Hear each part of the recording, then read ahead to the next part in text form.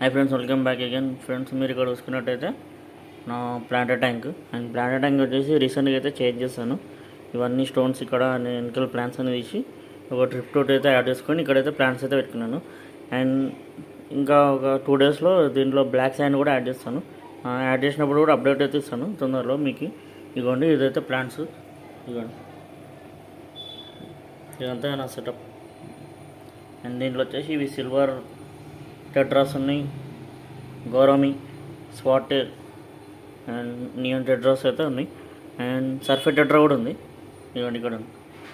So తొందరలో దీనిలో కూడా చేపలు తెస్తాను, తెచ్చి బ్లాక్ శాండ్ అయితే యాడ్ చేస్తాను ఇక్కడ అంతా.